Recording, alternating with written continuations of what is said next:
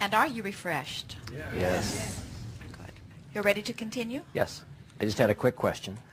You know that I've written this book and it's going to be published in about 4 months. So I've got what I think is a very short window here to really maximize its impact and sales potential and things like that. So my question is, if you were me, what would you do during these 4 months to ensure that it's successful and has a huge impact on, positive impact on people's lives? Well, we would de-emphasize the shortness of the window. Okay. In other words, we would acknowledge that there's plenty of time, that it has been a long time in coming, that there was huge desire on the parts of millions of people, that we're all part of the process of it developing, that you were a vortex through which it flowed, that the manager is taking care of things, that all is very well. In other words, what you're wanting to do is get out of the way and let it in. So it's the allowing part of the equation. It always is, isn't it? Yes, it is. Yes. That's it. Yes. Hold thoughts that thrill you. In other words, you can tell as you are moving through time and as you are pondering the subject, you can feel whether your thought is one that is letting it in or whether it is one that is not. You can feel. Okay. Good. Thank you. Indeed. Where are you? Let's see. Second row, and then in the center here. Yes. It's really thrilling to be here. I feel like a little child at Christmas time, just watching presents being opened. I came here with a specific question about relationship. And I seem to be existing in a paradox. I've struggled for a really long time with the issues of self-esteem and feeling good about myself.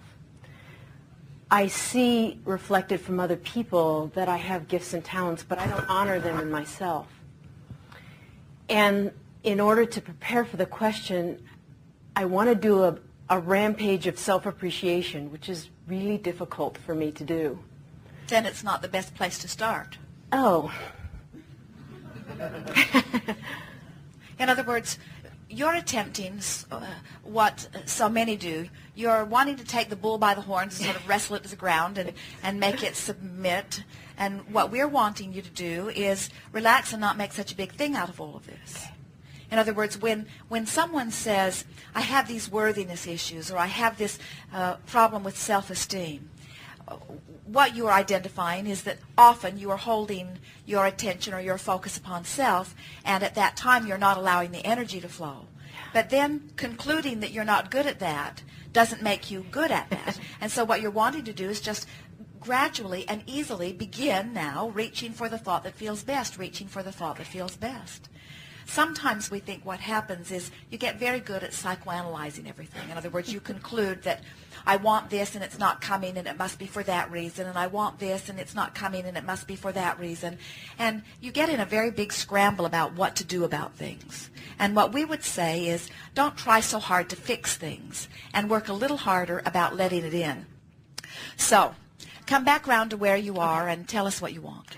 Okay, what I'm wanting is, as the paradox I see is there's certain aspects of my life that I feel very confident, very good about myself. I can put myself out there, set my boundaries, and very clear. When I work in the realm of money, it's like magic to me.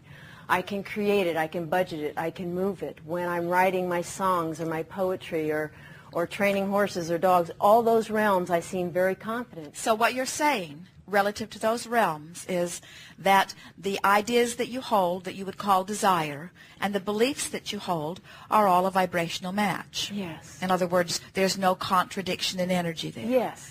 Now, can you overlay that same thing over something else? That's where I'm having a problem. When I take that aspect of myself, which I love, and try to place it into relationship, it seems like that part of me disappears. I all of a sudden am becoming a chameleon to please this other person, to be right for the other person, instead of staying home inside of myself and expressing who I am. Let's walk back.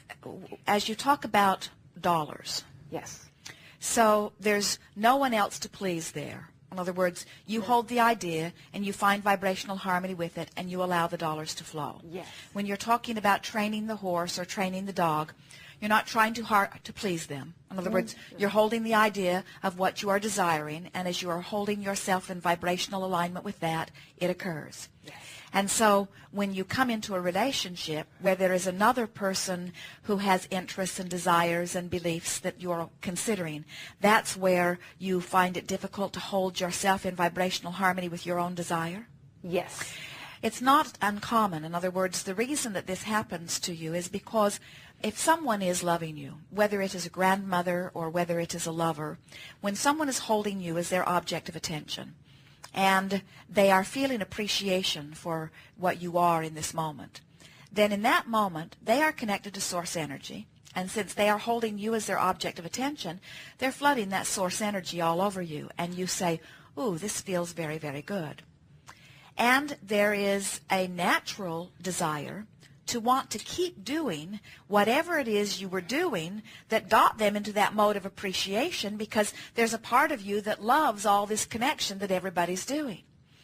But it gets a little complicated when you begin to discover that you might not hold identical attentions to this other person, which means in order to always get this other's approval, then you always have to anticipate everything that they want. And you have to stand on your head in lots of different ways in order to be in the path of all of that approval. And we say that's when it starts to become awkward and even impossible, because you cannot even anticipate everything that they might want from you, let alone if there are more of them than 1 or 2 or 3 or 4 or 10, as there are always many relationships in your life experience. So what it comes back around to is you have to decide once and for all that nothing is more important than that you feel good. Feeling good must be the most important thing to you, because until feeling good is the most important thing to you, then you're letting all kinds of things that are outside of you be your influence to guide you, and then it gets very complicated unless there's just one person and you are very good at working to please. What frightens me the most is I seem to